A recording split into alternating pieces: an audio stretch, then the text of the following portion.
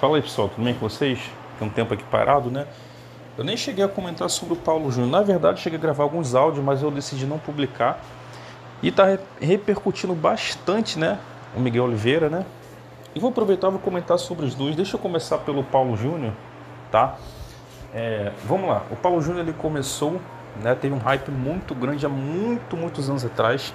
Eu confesso para vocês que eu nunca fui com as pregações dele, né? Porque eu sempre tenho um pé atrás e sempre se comprova-se que pessoas que são muito rigorosas, exigentes, cobrando cargas, né? Aquela coisa de apontar o dedo, você sempre vê que esconde alguma coisa, né? E a respeito da declaração dele, do que as pessoas acusaram, o que é verdade, o que não é, exatamente nós não sabemos, né? Mas o fato é, conforme ele mesmo falou, né? Pelo menos o que ele confessou, isso é fato. E aquilo que estão acusando ele não confessou, não sabemos, mas é muito estranho, né? Vi muita gente a público falar coisas, né? E existe um grande problema, né? Porque a gente tem visto muito escândalo no meio pentecostal. Isso é verdade. A maioria dos escândalos sempre veio do meio pentecostal. E dessa vez veio um grande escândalo no meio reformado, calvinista, que era o meio assim daquela prudência, né? Aquelas pessoas com a conduta, vamos dizer, perfeita, né? Muito idolatrada pelos calvinistas, né? Inclusive uma cantora que eu gosto, né? Das análises que ela faz, né? Das pregações, né? Daiane, né? Ela fez meio que, vamos dizer, meio que tipo um louvor pro Paulo Júnior, deu aquela coisa de passada de pano, uma coisa assim. O pessoal, né, que é desse time aí do reformado, né, os calvinistas, eles, né, defenderam com os dentes ali e tal. E não, eu não estou falando que você tem que chegar atacando ao ponto da pessoa não ter misericórdia, de não poder receber misericórdia, né, de não poder se levantar. Deus pode levantar qualquer um. Deus levantou Davi depois de ter caído, por que não pode levantar o Paulo Júnior? A questão não é o que você faz que vai definir se você pode ser levantado ou não, tá? Mas é o que você faz depois de ter caído. Óbvio, a nossa função é evitar cair, que ele está de pé, cuidado para que não caia, tá? Óbvio que esses pecados que não tem como uma pessoa ser levantada. É óbvio, não, um pecado de apostasia, né? Um pecado de não tem como reverter isso aí, tá? Mas pecados graves, né? Como adultério, como, sei lá, né? Roubalheira, né? Roubalheira, vamos falar português, né? Roubalheira, né? Ficar roubando dinheiro. Cara, são pecados gravíssimos. Mas é possível. É possível ter uma restauração se a pessoa quiser. Muitas vezes a pessoa não quer. São pecados que aprisionam, que é difícil a pessoa sair. Como eu disse, é difícil, não é impossível, né? Infelizmente, são poucos que conseguem, né, se reerguer depois desses tipos de quedas, né? E a situação do Paulo Júnior, né, é uma situação que ele não ficou na própria igreja, né? Ele mesmo falou que ia, né, partir para outra congregação, né? Ia fazer cursar, né, algum tipo de teologia novamente, algum tipo, ou seja, o pessoal realmente eles vivem nessa coisa de teologia, mas parece que nunca chegam ao conhecimento da verdade, né? Eles se colocam como os defensores do evangelho, enquanto que no meio pentecostal, extremo pentecostal, vamos dizer assim, porque existe o extremo pentecostal, que não é o que o Miguel Oliveira prega, tá? O que o Miguel Oliveira prega não tem nada a ver com o extremo pentecostal, tá? O extremo pentecostal são dos irmãos, não todos, obviamente, porque existem irmãos que defendem essa questão da sã doutrina de uma forma mais bíblica, tá? Mas muitos irmãos que se colocam como defensores da sã doutrina é um extremo que eles vêm falando das igrejas de porta larga, né? As igrejas de porta larga, as pessoas que a gente que já está há bastante tempo no evangelho, a gente que tem discernimento, mas a gente sabe o que é uma igreja de porta larga e o que não é, tá? Mas muitas pessoas que vão nessas igrejas não sabem. É a primeira conversão, a primeira experiência ali com Deus, né? Ela recebe ali uma cura, algum milagre, se sente bem ali no local e ela não sabe que está numa igreja de porta larga, né? Os irmãos da sã doutrina, eles vivem falando mal das igrejas de porta larga. Só que eles não percebem que eles criaram uma igreja que não tem porta. Ninguém entra. Porque tudo é pecado. É um descobrindo um novo pecado. Cada vez surge um que é mais santo que o outro. E quando você vai ver, quando você acha que você estava o santarrão, agora já era, mano. Você vai pro inferno, que agora chegou um outro que tem uma nova revelação, que foi arrebatado, sei lá o que. né? A coisa tá tão séria que tem até um canal de sã doutrina que eu seguia, esqueci o nome dele, cara. Esqueci o nome dele, ele é de Portugal. Acho que é Luiz alguma coisa, sei lá, né? E a coisa é tão séria que ele é um defensor da sã doutrina, ele é bem extremista mesmo, tá? Só que ele mesmo combateu alguns desse segmento porque chegaram alguns aí com uns exageros tão absurdos que nem ele, que é da sã doutrina, teve como defender. Graças a Deus. Inclusive, ele é uma exceção, que ele é pós-tribulacionista, tá? Normalmente os pentecostais, principalmente os da sã doutrina, eles são pré-tribulacionistas, né? Porque tudo para eles é experiência de arrebatamento, de tudo, para eles é tudo visão. Eles não têm muito pé na Bíblia, não, né? Com exceção de alguns, obviamente, né? Então, assim, existe um extremismo que é, né, muitos irmãos se colocam como, né, da sã doutrina, eles criaram uma igreja que não tem porta. A igreja não tem porta, não dá para passar, você pode ser o mais mago que for que tu não passa. Essa que é a realidade, a porta não é estreita, é porque não tem porta. Enquanto que as igrejas de porta larga, claramente a porta é larga, né? É muito fácil passar por ela. Só que a sã doutrina que Jesus ensinou é uma sã doutrina em que a porta ela é estreita, opa. Não é fácil passar, mas dá para passar, entende? Meu jugo é leve, meu jugo é suave, meu fardo é leve, ou seja, dá para passar, tá? Tem que negar? Tem que abrir mão? Tem. O reino de Deus é tomado com esforço? Tem. Até porque para passar por algo estreito você tem que ter um esforço, né? Mas não é impossível. Agora, é uma coisa muito lógica, a maioria vai preferir pelo caminho largo. Caminho largo, tá fácil, tranquilo, sem esforço, eu vou. Entendeu? Então, né, eu entrei nesse assunto porque justamente, né, como eu estou falando do Paulo Júnior, que ele é desse pessoal aí reformado, né, e de certa forma as pregações de muitos reformados é um tipo de porta estreita, tá? Porque eles são muito rigorosos, tá? Eles só não creem nos dons espirituais, com exceção de alguns, né? Então eu quis citar também essa questão, né? Esses dois lados, vamos dizer assim, né? Pentecostal e não pentecostal, os seus extremos, tá? Então o que eu tenho para falar sobre Paulo Júnior é isso, tá? Agora sobre Miguel Oliveira. Então, Miguel Oliveira, né, é um retrato, né, do extremismo, de um dos tipos de extremismo pentecostal, né? Porque, né, eu citei essa questão, né, das igrejas que não tem porta, né? De muitos desses defensores da sã doutrina que não estão defendendo sã doutrina coisa nenhuma, tá? É um tipo de evangelho que está adulterado, tá? Porque tem verdade, mas também tem mentira. Proíbe até o que a Bíblia não proíbe, essa que é a realidade, tá? Mas o Miguel Oliveira, ele é um retrato, né, da decadência que tem acontecido no meio pentecostal, tá? Porque o meio pentecostal, ele era para ser sério. Na verdade, não era para ter essa questão de meio pentecostal, meio reformado, meio sei lá o quê.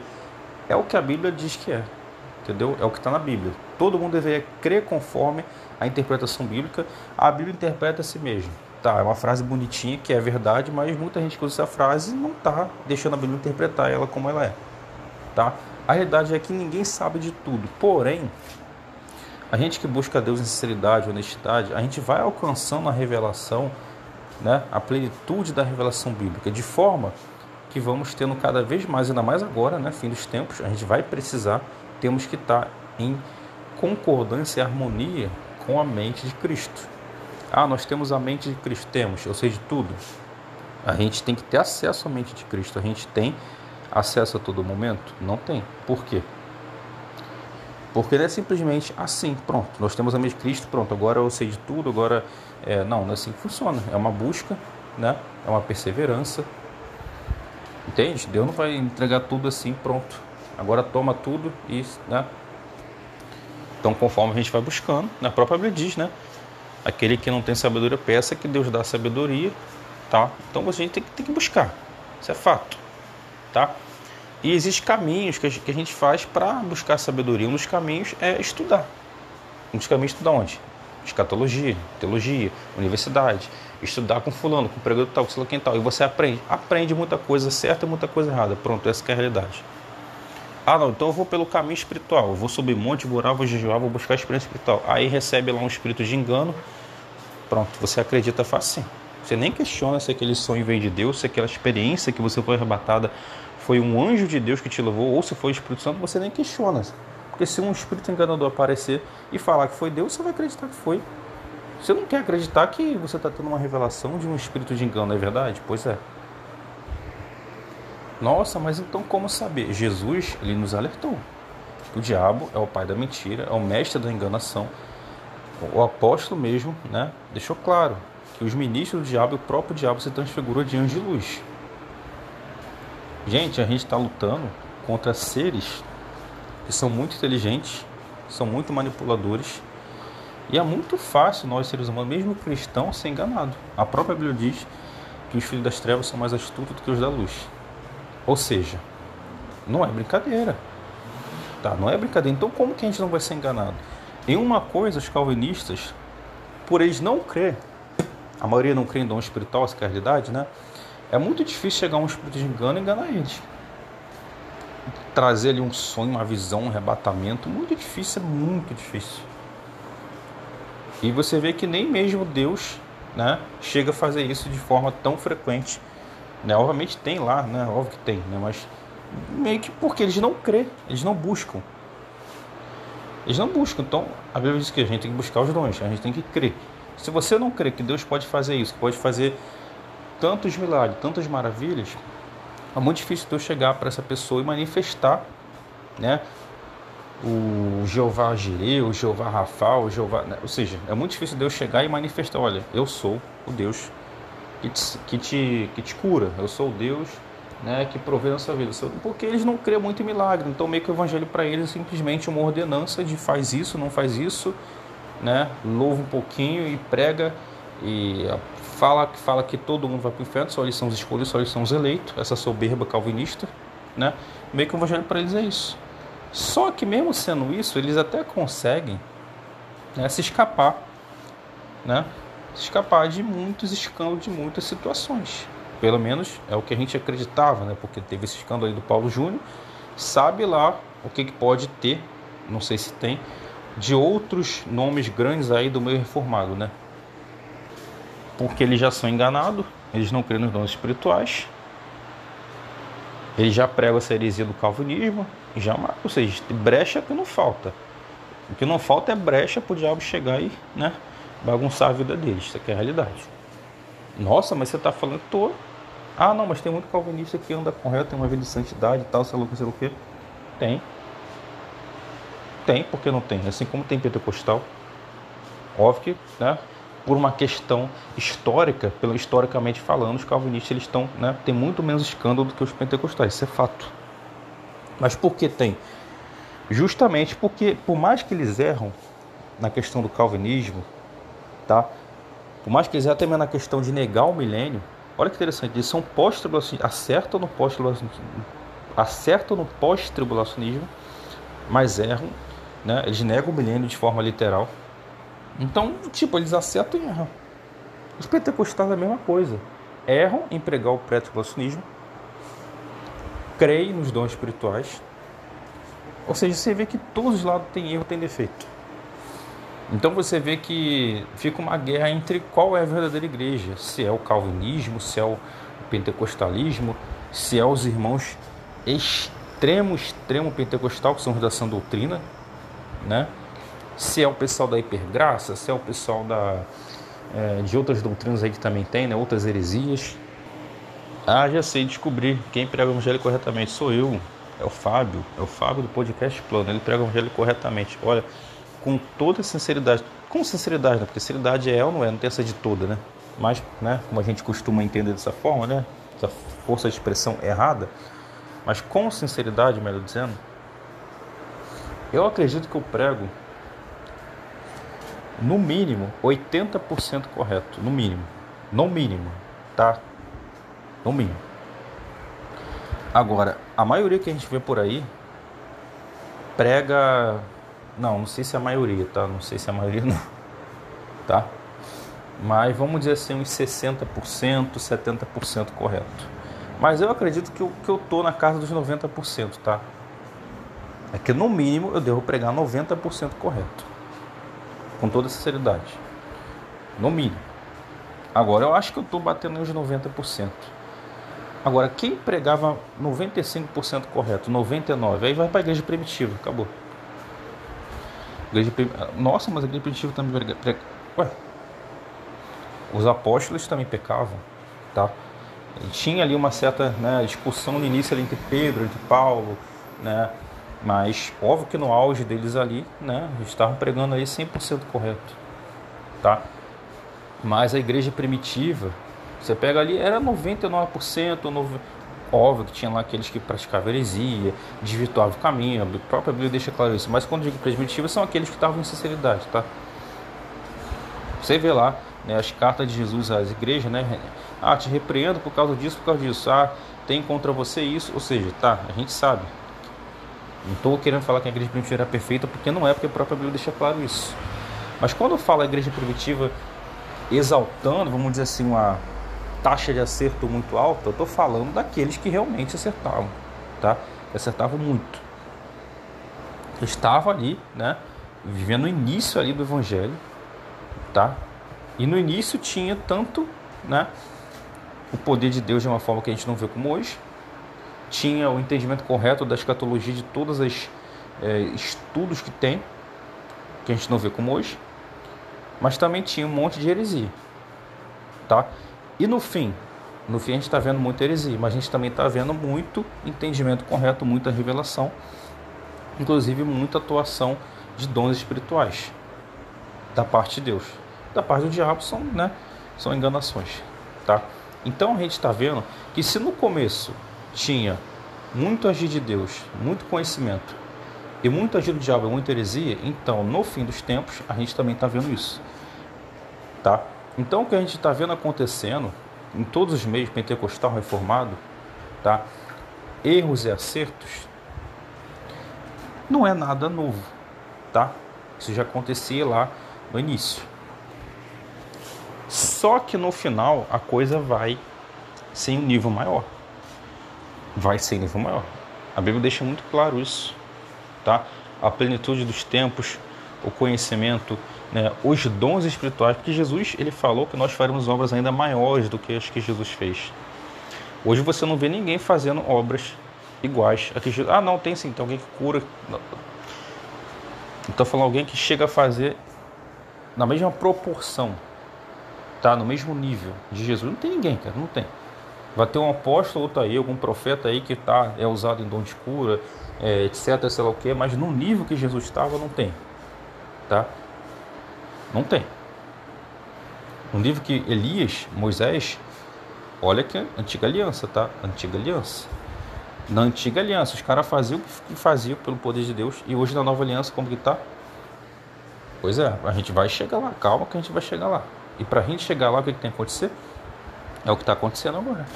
Essa crise toda do mundo, essa crise na igreja, tá? Deus sacudindo a terra, sacudindo porque a terra fica parada, tá, gente? Não sei se você sabe, a terra fica parada, tá? Então ele tem que ir lá sacudir.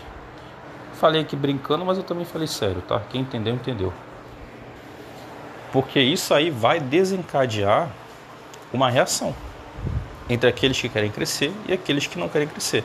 Os que vão permanecer e os que serão cortados. Entende? Aqueles que serão preservados, aqueles que também serão, vamos dizer, cortados, mas serão ressuscitados, que a Bíblia fala, tá? Bem-aventurados que morrem em Cristo, descansam das suas obras. Você não pode ser cortado por Deus, tá? O inimigo pode cortar, te arrancar dessa terra. A Bíblia deixa muito claro que ao toque da sétima, última trombeta, haverá a ressurreição. Então quem entendeu, entendeu. A Bíblia deixa muito claro que o anticristo recebeu poder para perseguir os que foram deixados para trás. Não. Até porque os que foram deixados para trás, né, os que os pré-tribulacionistas ensinam, eles não estavam em santidade, por isso foram deixados para trás. A Bíblia deixa claro que o anticristo vai perseguir os santos. Ah, são judeus. Judeus que... Óbvio que vai ter um grupo de judeus que não vai se dobrar ao anticristo, assim como vai ter um grupo de gente que também vai se dobrar, né? Mas esses santos ali são justamente tanto judeus quanto gente, porque a Bíblia diz que não há homem, não há mulher, não há judeu, não há grego. Não há em que sentido? Porque todos somos um, ou seja, todos somos um corpo, todos somos a noiva, a igreja de Cristo. Tá? Mas óbvio que Deus sabe que tem o judeu, o gentio, o homem, a mulher. Isso não vai deixar de existir, essas diferenças. Mas essas diferenças não nos separam como igreja, como noiva, como corpo de Cristo. Tá? Tá bom, mas agora falando, né, sobre o Miguel Oliveira especificamente, né, porque eu comecei falando. Vamos lá, Miguel Oliveira, na minha opinião, eu acredito o seguinte: ele afirma ser usado por Deus. Possa ser que sim, ele no início estava sendo usado por Deus, mas é aquele negócio.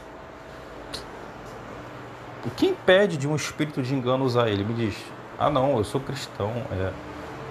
Gente, o cara que vive... Você vê claramente a pilantragem, você vê a malandragem, né? Você vê a falta de temor de ficar the best, the king, the power. E primeiro que nem foi ele que falou isso primeiro, foi um pastor, ele viu, copiou o que esse pastor falou, tá? Aí no podcast não, eu posso falar inglês, qual o problema de falar inglês? Realmente, qual o problema? Mas olha a desculpa dele, claramente ali no culto ele estava se colocando como se fosse uma língua, né, inglês no sentido espiritual, que Deus estivesse fazendo ele falar inglês, dando dons de falar inglês. Mas ele no próprio podcast ele desmente, ele fala que eu falei inglês porque eu quis. Qual o problema de falar inglês? Né?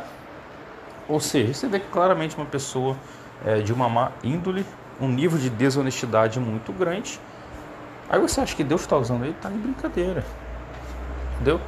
Você está de brincadeira, brincando com coisa séria. Você acha que ali não tem espírito de engano? Você acha que, mas como entrou? Como entrou?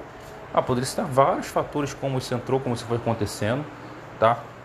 O fato é que claramente não é Deus que usa ele. Mas tem um vídeo aqui, pode ser que Deus olhe em algum momento? Pode ser que sim. Pode ser que sim, mas eu não imagino que pronto, agora Deus está usando, agora é o diabo, agora veio o diabo. Eu não acho que funciona dessa forma não. Tá?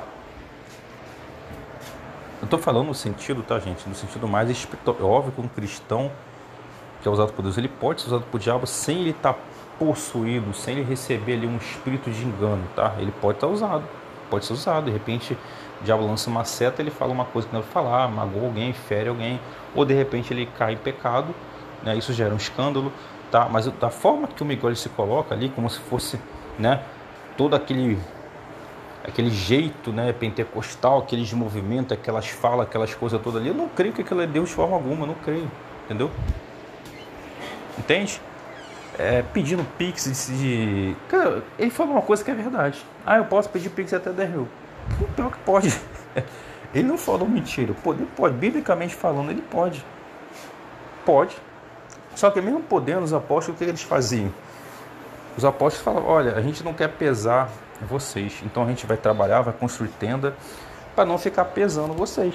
Vamos dar, mesmo a gente podemos solicitar, porque a Bíblia deixa claro que eles que ensinam o evangelho, eles merecem dupla honra, duplos honorários, diz no trabalhador do seu salário, tá?